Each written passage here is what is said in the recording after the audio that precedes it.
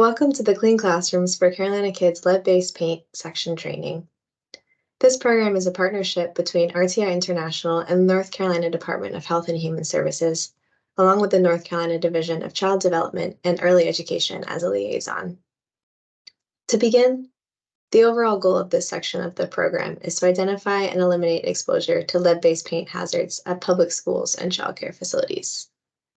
For facilities that require an assessment, we will coordinate an on-site visit by a certified lead risk assessor. If hazards are identified, facilities can request reimbursement from NCDHHS if they decide to perform mitigation activities. We encourage you to also be communicating with your community regarding your progress through the program.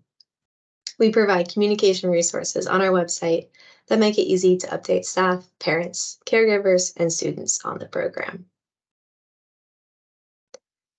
We're going to quickly overview the lead-based paint section steps. The first step is attending the pre-enrollment webinar to learn about the Clean Classrooms for Carolina Kids program. And this step is completed. Following this training video, the primary contact will be ready to complete the enrollment survey and upload necessary documents. Our team will review the enrollment survey responses to determine next steps for your facility. If we determine that a lead-based paint on-site visit is needed, our program will then assign a certified lead risk assessor for your facility.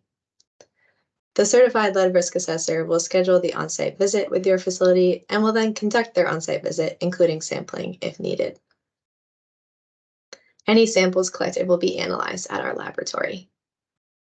Once results and recommended next steps are available, you will be notified by email that they are ready for your review. Facility administration should notify parents, staff, and students of the results using resources provided by our program. If any lead-based paint hazards are identified, the facility must restrict access to those areas or choose to mitigate based on the recommended response actions provided by the certified lead risk assessor. If any mitigation activities are conducted, facilities can request reimbursement from NCDHHS. Now let's talk more about the who, what, why, when, where, and how of the lead-based paint section of the program. Your facility should designate a primary contact to complete the survey and be the main point of contact for the lead-based paint section of the program. Additional individuals can help to complete the enrollment survey if needed. In order to access the enrollment survey, you must complete this training. So who should be the primary contact? The primary contact should be familiar with any lead-based paint assessments that have already been conducted at your facility. They should be familiar with the layout of all buildings at the facility. And additionally, if lead-based paint hazards are identified in your facility, the primary contact should be able to oversee the efforts to restrict access to or mitigate those hazards. To complete the lead-based paint section enrollment survey, the primary contact will need information on your facility, such as when it was built, student demographics, previous assessment details, any concerns about exposure, past and planned building renovations, and exemption documentation, if applicable. Exemption documentation must be submitted to RTI for a facility to be eligible for an exemption from an on-site assessment.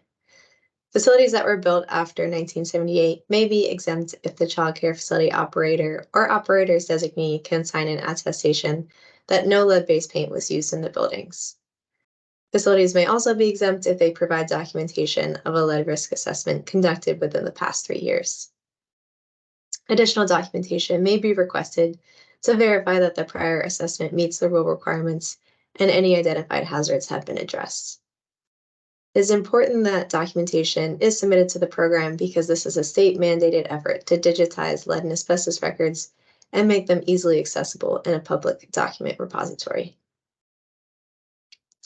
If your facility is not exempt, an on-site visit will be required.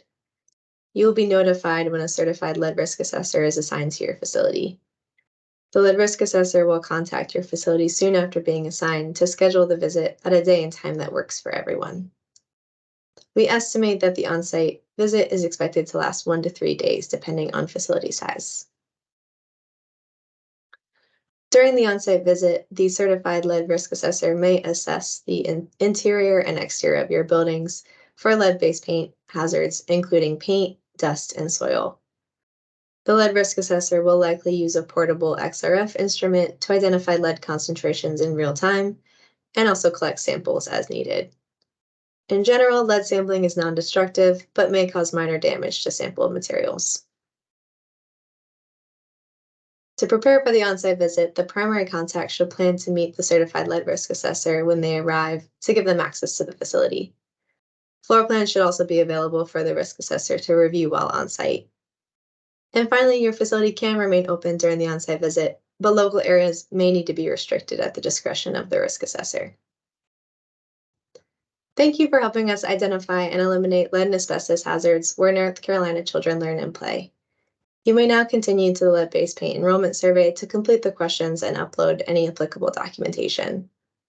If you have any questions, please contact our team using the QR code or website link on the slide.